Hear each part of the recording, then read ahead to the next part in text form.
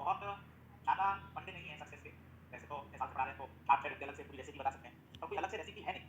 मुद्दा मोटे-मोटे 6-7 बिंदु हैं, जो आपको रोज़ लिखकर पढ़कर इस पर फॉलो करना है। सब जानते हो, फॉलो करना है। सबसे इम्पोर्टेंट ये है और ये आज फिजिक्स ज़्यादा पढ़ ली 4 घंटे, कल हम इसी गिल्ट में रहते हैं यार केमिस्ट्री बायो ज़्यादा पढ़नी है, फिजिक्स ज़्यादा पढ़ ली और केमिस्ट्री बायो ज़्यादा पढ़ रहे हैं, आपको खुद की फिजिक्स स्पॉइल कर दो। ये चलता ही रहता है ग्राफ। कभी कोई विषय ज़्यादा पढ़ लिया, अगले 3 दिन दूसरे सब्जेक्ट को पूरा करने के चक्कर में वो ज़्यादा पढ़ लेते हो, सामना गड़बड़ होता है, आउटपुट नहीं आता। चीज़ों को आसान बनाइए, कॉम्प्लेक्स मत करिए।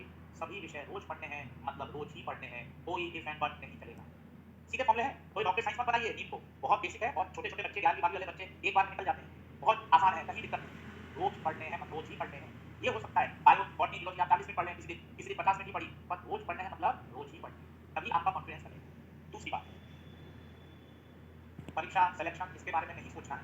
सब्जेक्ट को एन्जॉय करिए, ईमानदारी रखिए। परमपिता परमेश्वर ने जितनी हमें क्षमता दी है, उस पर हमें मत भेजना। सबका 100% का मापदंड अलग है, सबका 100 अलग होता है कि नहीं मेरा ये लेवल है मैक्सिमम, किसी का लेवल मैक्सिमम अलग है, किसी का अलग है। हमारा जो 100 है, हमें उसको अचीव करना है।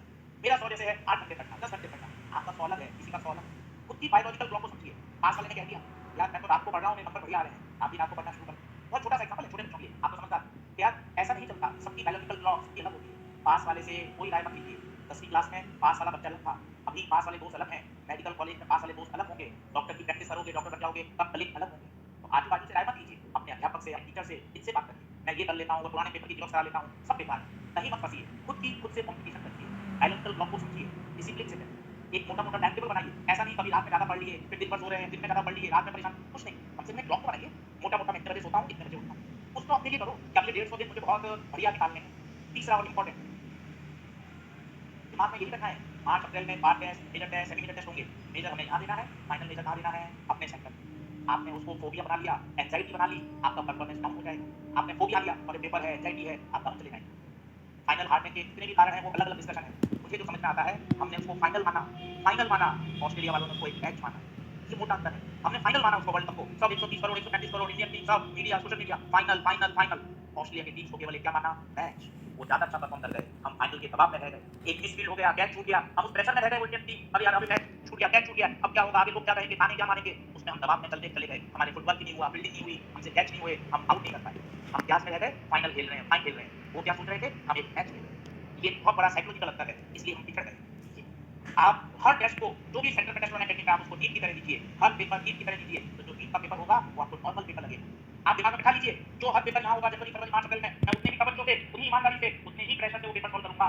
तो जब आप नीट में जाएंगे तो आपको एक नॉर्मल पेपर लगेगा, आपका ये वाला फोबिया धीरे धीरे एंजाइटी खत्म होती जाएगी। उसको बहुत बड़ा हुआ मत मानिए। जैसे प्रश्न आप यहाँ सॉल्व करते हैं उसी बेबाक अंदाज से आपको नीट पेपर में भी करते हैं, परेशान नहीं होना। पीवाईक्यू और बायो में एनसीईआरटी सब बढ़िया पे फोकस करिएगा, और जिसका रिवीजन प्लान अच्छा है वही पेपर में आगे जाता है। नीट का पेपर कठिन नहीं आता। फिजिक्स में ऐसा कोई न्यूमेरिकल नहीं आता जिसमें आप फंसो। किसी भी साल का पेपर आप ले आइए, केवल क्या चाहिए, रिवीजन। सवाल देखते क्लिक करें, सर इसमें ये लगेगा, इसमें ये अप्रोच लगेगी, और वो कब क्लिक करेगा, जब 5-5 6-6 बार रिवीजन का, और 6-6 बार रिवीजन का एक ही तरीका है, शॉर्ट नोट। 6 बार कॉपी रिवाइज नहीं हो सकती, पर 5 पेज 6 पेज 6-6 बार रिवाइज हो सकते हैं। उससे कॉन्फिडेंस रहता है कि हाँ मैंने पूरा तैयार किया है। नहीं तो कॉपी के चक्कर में मन में हमेशा ऐसा रहता है वो छूट गया होगा, वो याद नहीं आ रहा, वो मैंने पढ़ा नहीं। शॉर्ट नोट 5 बार 6 बार 8 बार रिवाइज करने से एक अलग कॉन्फिडेंस है कि हाँ यार पढ़ा हुआ तो मेरा सारा है, कहीं दिक्कत नहीं आएगी। मैं आपको ईमानदारी से बता रहा हूँ, ये मोटे मोटे 6-7 पॉइंट ही हैं, इनको आपने रोज ईमानदारी से फॉलो कर लिया, आज जहाँ भी खड़े हो उससे रैंक बहुत आगे जाएगी। बस ईमानदारी से, एक ओवर थिंकिंग से बचना है और एक अपने कैरियर के प्रति, अपनी पढ़ाई के प्रति ईमानदारी। सब अच्छा होगा, कहीं दिक्कत नहीं। और ये यहाँ क्या, कहीं भी नहीं अटकोगे जीवन। ये एक बहुत छोटी परीक्षा है, आगे बहुत स्ट्रगल है भाई, बहुत एमबीबीएस की पढ़ाई यहाँ से नहीं करते थे, पर वो क्या एक अलग माहौल बन जाता है। सभी बच्चे उसी लेवल के आते हैं, आपके बराबर लेवल के, आप जिस कॉलेज में जा रहे हो उसी लेवल के बात नहीं करते हैं, पूरा माहौल दिन भर रात भर पढ़ाई उसी तरह की बातें, उसी तरह का एटमॉस्फेयर, ये और आसान करते हैं। तो कहीं कोई दिक्कत नहीं, थोड़ा सा आप सीरियस होइए और अच्छे से खुश रहिए। इंपॉर्टेंट है खुश रहिए।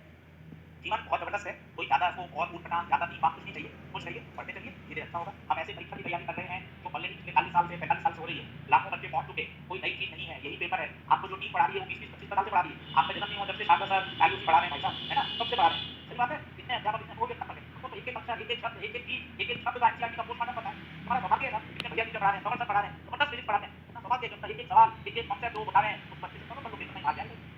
थोड़ा-सा बढ़िया करिए, हम सब सेफ हैंड्स हैं। सेफ हैंड्स का मतलब है हमारे आस-पास जो टीचर हैं, जो कम्युनिटी है, जो एटमॉस्फियर है, बहुत सेफ है। सब पढ़े हुए, पढ़ाए हुए, इतने सालों से हो गए अध्यापक हैं, आपको बढ़िया गाइड करके नैया पार लगा देंगे। पर आपको भी तो कुछ नहीं इनपुट देना पड़ेगा। ठीक है? थोड़ा सा खुश रहिए, मस्त रहिए, मुस्कुराते हुए पढ़ते चलिए, सब अच्छा होगा, कहीं को टेंशन नहीं। अगला सवाल।